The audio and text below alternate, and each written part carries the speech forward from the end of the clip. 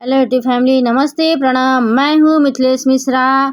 मैं आ गई फिर एक नई वीडियो के साथ। तो ये वीडियो है अतुल के पिता ने क्या क्या बयान दिया, देखिए, और कितनी सच्चाई है, कितनी गलत है, क्या है, सारी बातें आप लोग सुनिए। मैं जो मेरे पास जो खबरें मिलती रहती है वो मैं खबर आप लोगों के पास मैं पहुँचाती रहती हूँ। तो आगे सुनिए। और मैं आप लोगों से ये कहूँगी, आप लोग जहाँ रहें स्वस्थ रहें, मस्त रहें और अपने शरीर का ध्यान ज़रूर रखें और अपने परिवार में व्यस्त रहें। इतना आप लोग ध्यान रखिएगा, इतना सुन लीजिएगा। और अतुल के पिताजी देखिए क्या कह रहे हैं मीडिया पर। तो मीडिया पर बयान दिए उनके पिताजी कि देखिए आगे क्या कह रहे हैं अतुल के पिताजी। अतुल सुभाष के पिताजी देखिए क्या कह रहे हैं। पिताजी का कहना यह है कि 20,000 रुपये की राशि उनके बेटा से उनकी बहू ने मांगा था। 20,000 की राशि निकिता ने बोला था, तो उनके हर महीने 20,000 रुपये की राशि उनके खाते में डाला जाता था। तो फिर उन्होंने क्या करा कि 20,000 रुपये से बढ़ा के फिर उन्होंने 40,000 की मांग कर दी कि 40,000 रुपये हमें चाहिए। तो 40,000 रुपये की मांग हो गई। ये कहा गया कि इसका एरियर जोड़ा गया उसमें, कि हाँ उसमें एरियर बोनस उसमें जोड़ के उनके चाहिए। ऐसी औरत है वो कि जोड़ के 80,000 महीने का तुमको देना होगा। तो 80,000 रुपये की मांग हो गई अतुल सुभाष से। देखिए उनको कितना दबाया जा रहा है, कितना गिराया जा रहा है। और जितना केस का मुकदमा का सारा खर्चा था, सारा अतुल सुभाष सारा खर्चा देते थे। उन्हीं की पैसे देने से उनकी बीवी भी केस लड़ती थी, मुकदमा लड़ती थी। वो अपने बलबूते पे नहीं लड़ती थी, जो वो देते थे खर्चा उसी में वो भी करती थी। तो वो बोली थी कि तुमको 80,000 रुपये देना पड़ेगा। तो अतुल के पिता बोले कि मेरा लड़का एकदम टूट गया था, इतना टूट गया था वो।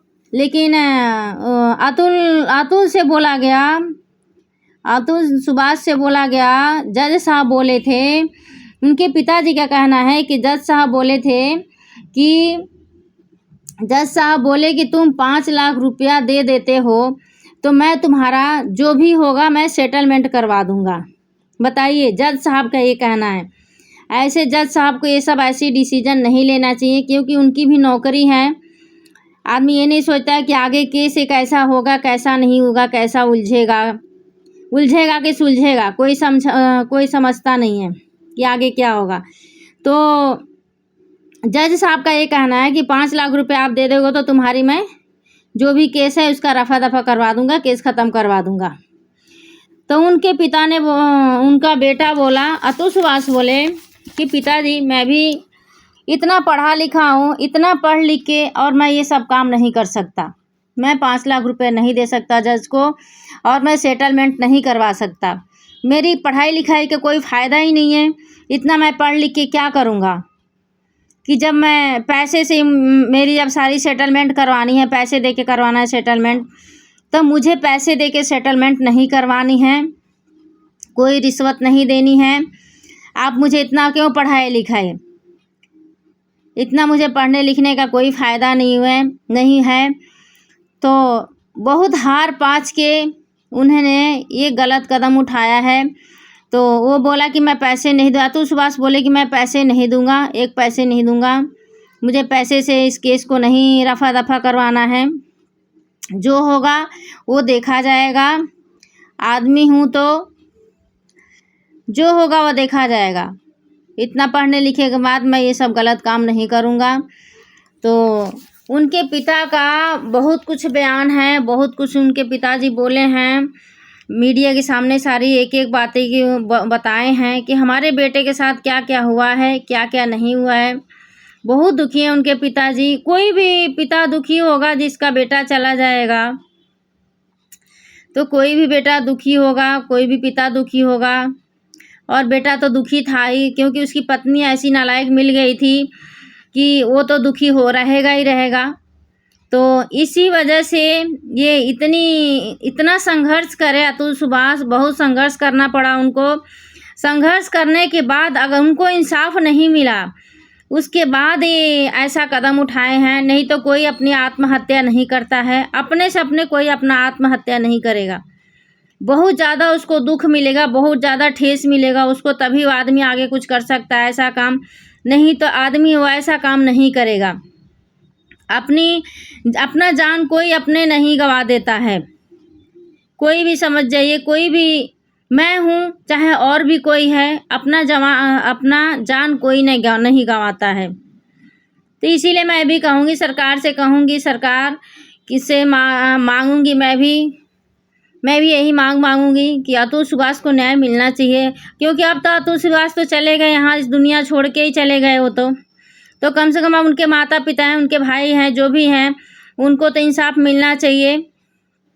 सरकार पता ना कहाँ सोई हुई है। और ये सरकारी कामों में इतना लेट लगता, जितना ही लेट लगता है उतना ही उलझता जाता है। कोई भी काम जल्दी सुनवाई हो जाता है तो इतना उलझन नहीं बढ़ती है, और जितना ही लेट होता है उतना ही उलझन बढ़ती रहती है। तो मैं तो यही कहूँगी, सरकार से मैं भी मांगूंगी कि कुछ भी कार्रवाई ऐसा हो रहा है तो जल्द से जल्द आप लोग कार्रवाई को आगे बढ़ाइए और उसकी सुनवाई की जाए कि गलत कौन है और सही कौन है। तो खाली एक के ऊपर ही नहीं थोपना चाहिए कि हाँ बस लड़का ही गलत है। आजकल की लड़कियां भी बहुत चढ़ी हुई हैं, बहुत बदमाश है लड़कियां भी। मैं भी लेडीज़ हूँ एक, तो ऐसा नहीं है कि मैं लेडीज़ हूँ तो लेडीज़ का पक्ष लूँगी, ऐसी बात नहीं है। जो जैसा करेगा वैसा ही आदमी उसी का पक्ष लेगा, चाहे लड़का हो चाहे लड़की हो। तो इसीलिए अतुल सुभाष के परिवार को न्याय मिलना चाहिए जल्द से जल्द। सरकार से मैं यही कह रही हूँ, जल्द से जल्द, जितना जल्दी हो सके। और जज साहब को भी यही कहूँगी कि जज साहब जल्द से जल्द न्याय दीजिए अतुल सुभाष को, और इस केस में जल्द से जल्द आपका ही जो भी राय होगा, जो आप कहेंगे वही होगा, वही होना है। तो जज साहब आप जल्द से जल्द फैसला लीजिए, क्या होना है क्या नहीं होना है, कैसे होगा कैसे नहीं होगा, वो आप ही को सब करना है।